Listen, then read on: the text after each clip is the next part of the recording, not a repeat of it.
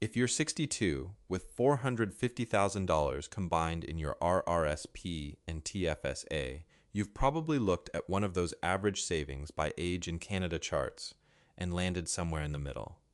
Comfortable, maybe, not exactly ahead. Here's what that chart leaves out.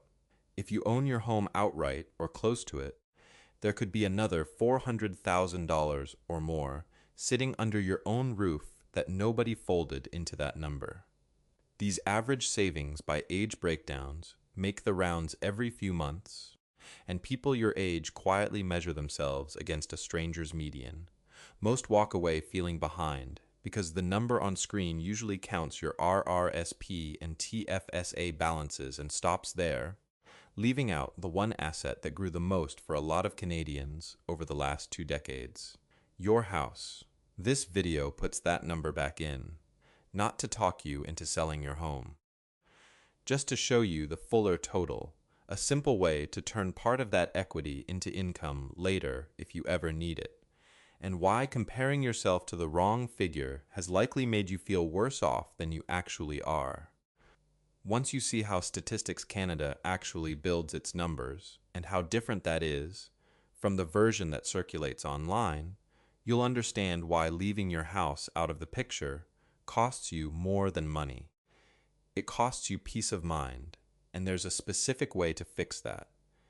Maybe you've done this math yourself, late at night, comparing your account balance to whatever figure showed up in a headline. It's an easy trap to fall into. A single number gets published, and it becomes the yardstick for every 55 to 65-year-old in the country, whether they rent in Halifax or own a paid-off bungalow outside Kelowna. That's not a fair comparison, and by the end of this video, you'll have a better one. Statistics Canada tracks this every few years through its survey of financial security, and the most recent full survey put the median net worth for families where the main earner is between 55 and 64 at $873,400. That figure is meant to include everything: your RRSPs, your TFSA, your savings, and your home. But it's rarely the number that shows up in a headline or a chart that gets shared around. Here's the part that gets left out most often. Statistics Canada also breaks that same age group down by whether they own a home and whether they have a workplace pension. Families who own their home outright but have no workplace pension carry a median net worth of $914,000.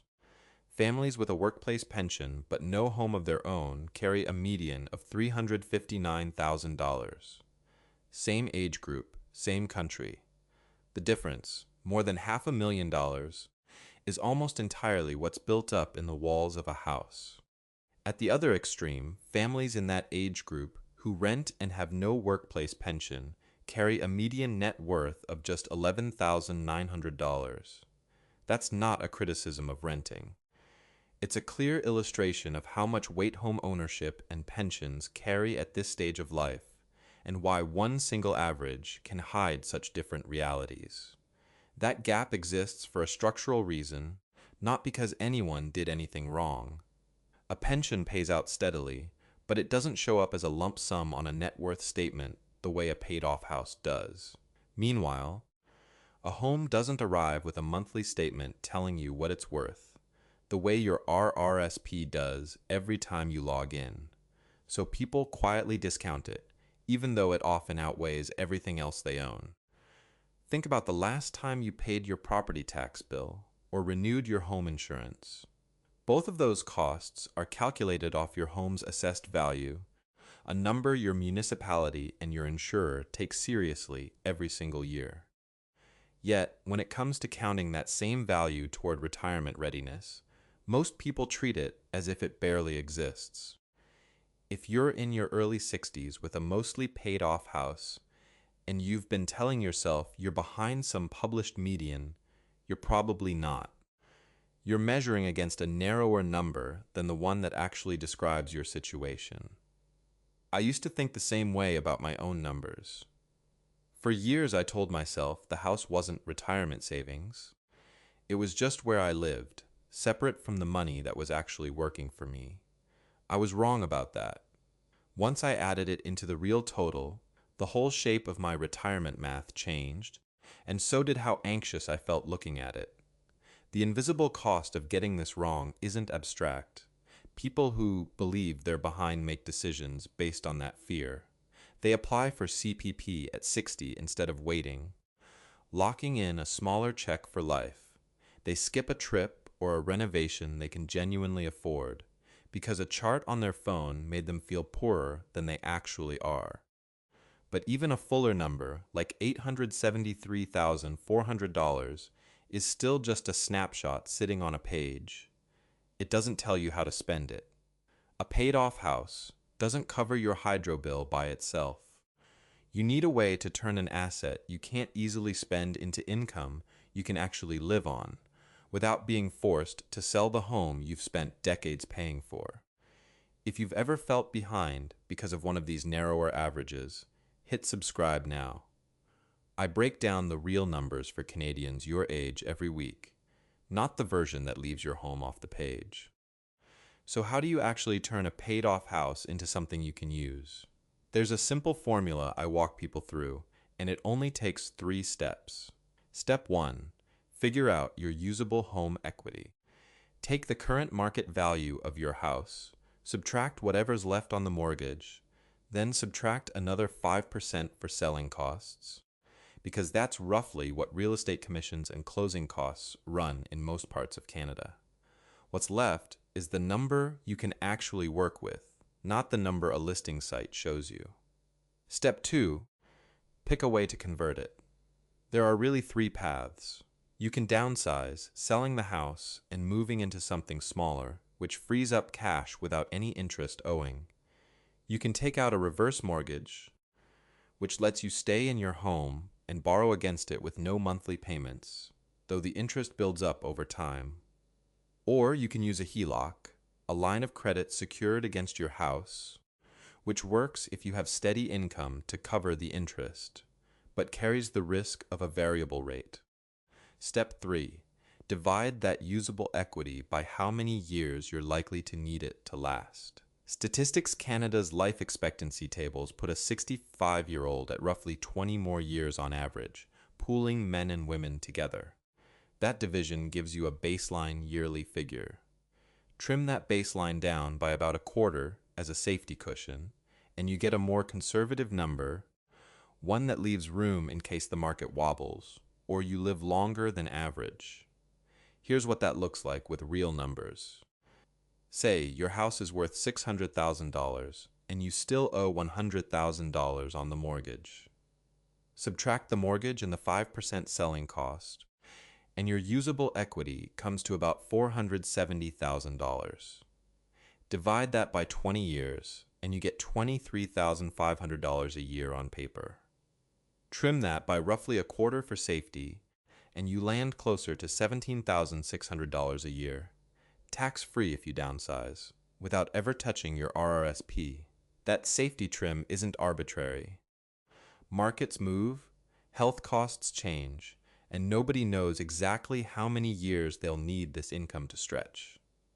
If you spend the full $23,500 with no cushion, one bad decade in the housing market or one unexpected health cost can leave you short in your final years, right when you have the least ability to go back to work or rebuild.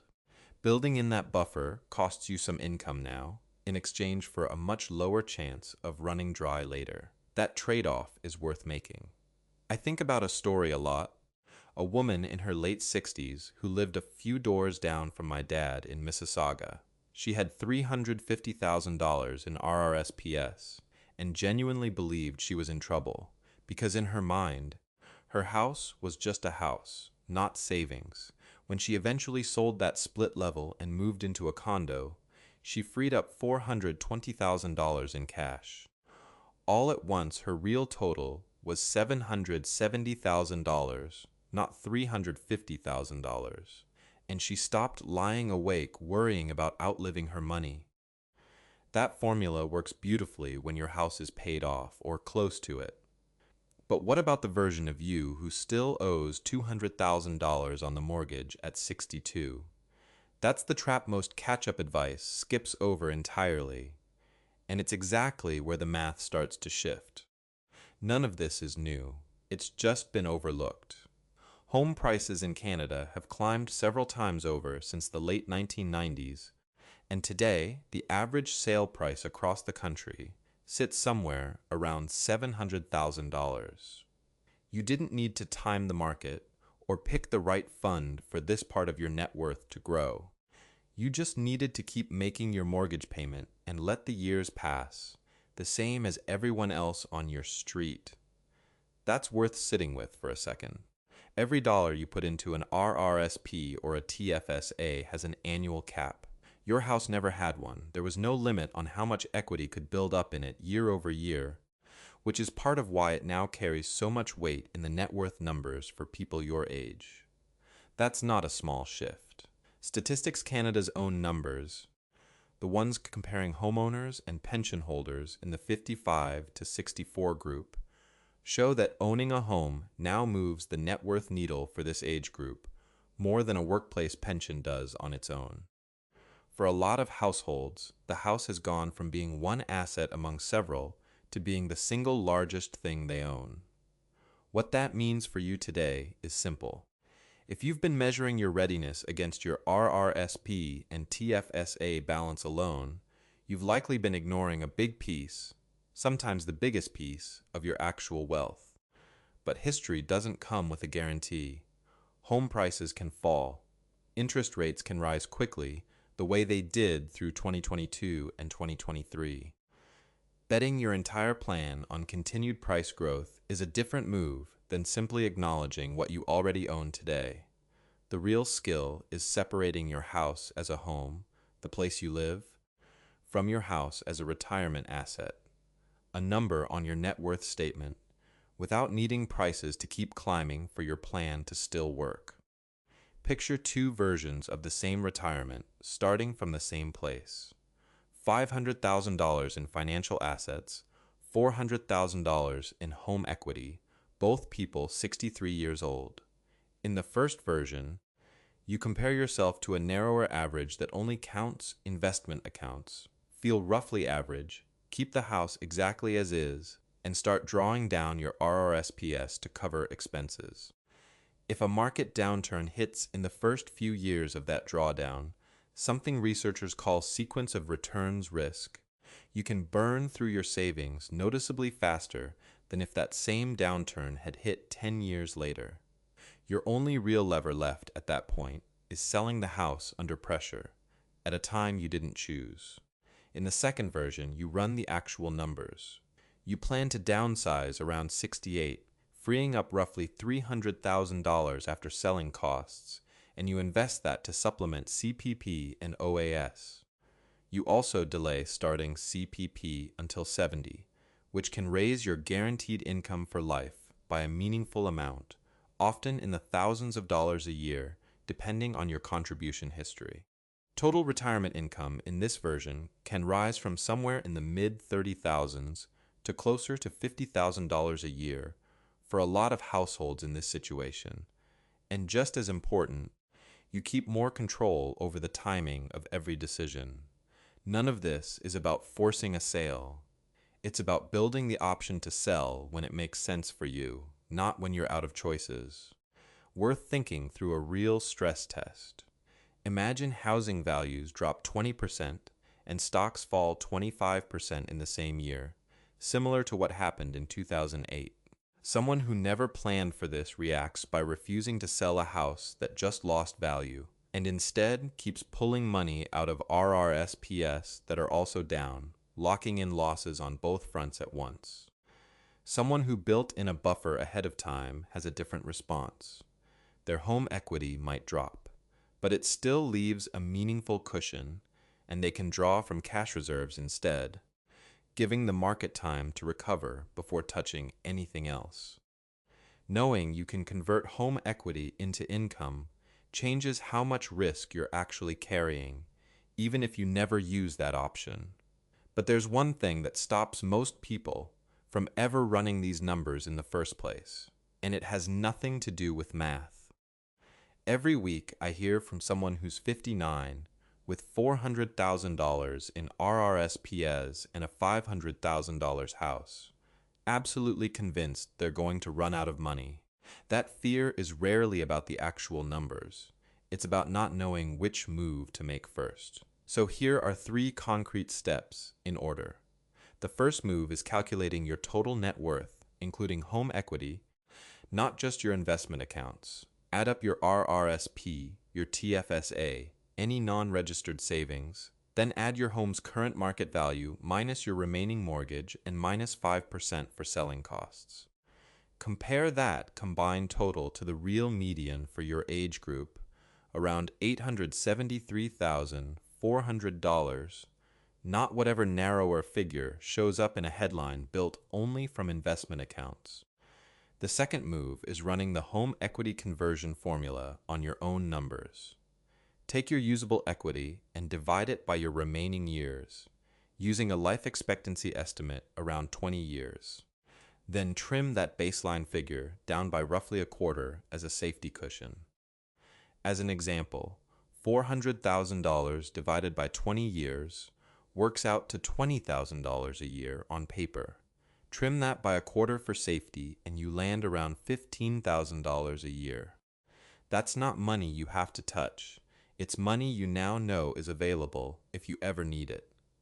The third move is deciding which conversion method fits you without committing to anything today. Downsizing gives you tax-free cash and works best if you're genuinely open to moving.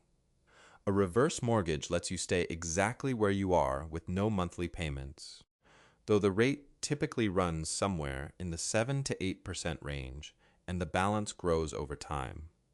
A HELOC can work if you have steady income to cover the interest payments, but it carries the risk of a rising variable rate. Worth running a mini example in your head. A $400,000 reverse mortgage on an $800,000 home, at a rate in that 7 to 8% range, runs somewhere around $28,000 to $32,000 a year in interest. That sounds like a lot on its own. But if you used even a portion of that to help bridge the gap while you delay starting CPP until 70, you'd gain a meaningful amount of guaranteed income for the rest of your life, the exact size depending on your own contribution history. Once you run the full comparison, the real cost looks different than the headline number. One more thing before you start. If your house still carries a $200,000 mortgage at 62, your usable equity drops to around $200,000 and the whole formula shifts. In that case, the priority usually moves away from converting home equity and toward maximizing CPP and OAS timing instead. That's a longer conversation on its own, but the same underlying framework still applies. Figure out what you actually have, then decide deliberately instead of guessing. There's a reason this gap exists in almost everyone's head, and it's not because you weren't paying attention. Psychologists call it the endowment effect, and it splits your thinking in two. Your RRSP feels like real savings because you see a dollar figure attached to it every time you log in. Your house feels like home, not an investment, even though a dollar of home equity behaves exactly like a dollar of GIC. It just comes with a different set of rules for accessing it. If you've been ignoring your home equity, that's not laziness, and it's not a sign you weren't smart with money. The system reinforces it. Nobody mails you a monthly statement showing your house's current value the way your bank does for your RRSP. It's invisible savings, and invisible things are easy to forget about, even when they're worth hundreds of thousands of dollars. Try this the next time you check your RRSP balance online. Write down your best estimate of your home equity right next to it on the same piece of paper. Just seeing both numbers side by side in the same place tends to change how people feel about where they actually stand. I don't know every detail of your finances, whether you're carrying a pension, running a side business, or managing a health issue that changes your timeline. But I do know that leaving your house out of the picture is one of the most common mistakes I see in retirement planning for Canadians past 55. Once that mental block breaks, the numbers usually start working in your favor, not against you. So here's the actual shift this video was built around: seeing your full picture instead of a partial one. The average savings by age in Canada numbers you keep seeing online are usually half the story. Add your home equity back in, run the conversion formula against your own numbers, and you'll often find a retirement picture that's stronger than the headline suggested. Or, if you're still carrying a mortgage, a clear and honest gap you can close by timing CPP and OAS the right way. If you're a Canadian heading into retirement and you're tired of guessing whether you'll be okay, hit subscribe.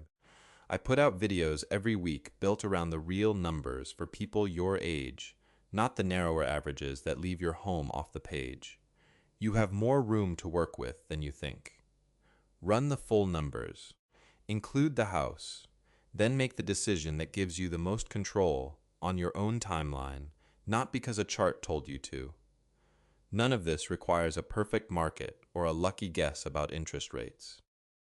It just requires an honest count of what you actually have and a plan for using it on your terms, whenever that day comes.